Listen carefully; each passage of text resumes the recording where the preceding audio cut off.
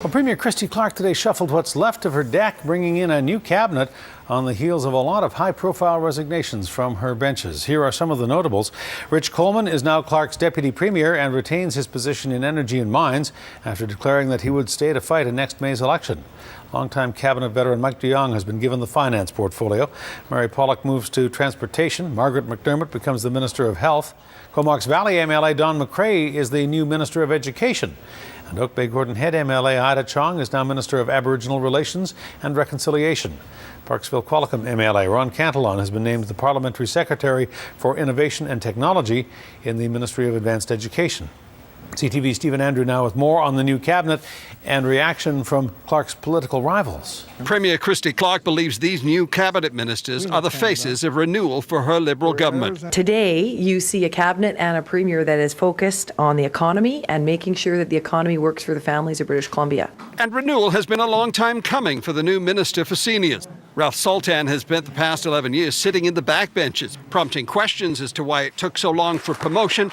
The MLA laid it squarely at the feet of former Premier Gordon Campbell. Well, the fellow who could answer that question's on the other side of the world, and I suggest you might give him a call and find out. Sultan dismisses any suggestion that at 80 he is too old for the job.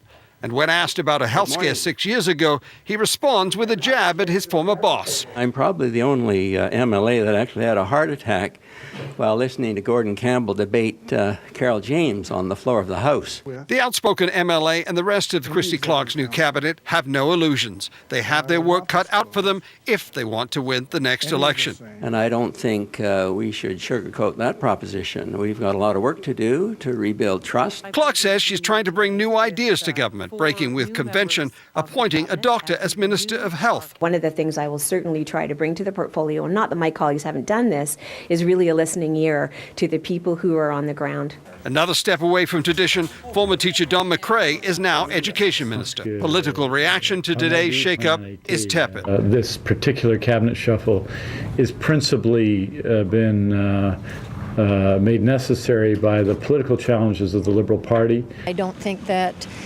Christy Clark has demonstrated a lot of competence as Premier, and I don't know how she's going to change that. I think her team may be able to change some of that perception. But the Liberals insist they are not dead yet. If you look at the last 50 years of politics in British Columbia, the NDP don't get 50%, and they won't get 50% this time. So that means there are enough votes out there for us to get and win the election. So it's up to us to go ahead and do that. But are British Columbians tired of you? British Columbians, I think, are tired of the brand that's associated with the first 10 years before Christy Clark came along. And that appears to be the Liberal message. A government focused on jobs, experience with the economy, and one that looks after families. And from now until the election next May, these new faces will be repeating that message to anyone who will listen. Stephen Andrew joins us now with more. Stephen, a couple of questions that come out of that ceremony at Government House. First of all, does this stop the bleeding? Presumably this is the bunch that's going to stick around until May. And secondly, why did she pick today? Well, as far as the cabinet goes, it should stop that bleeding, Hudson, unless someone quits over health concerns. But we are still waiting to hear from several backbenchers who have not yet announced their intentions. The reason she decided to do today is simply that she wanted to take the thunder away from the unions and show that its government is normal and that she can provide a stable leadership in these trying times. And the government hoped that it would take a little bit of shine off the unions' protest today. Do you think it did?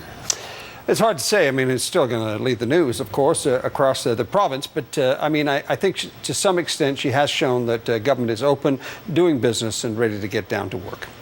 All right. Stephen Andrew reporting. Stephen, thanks. You're welcome.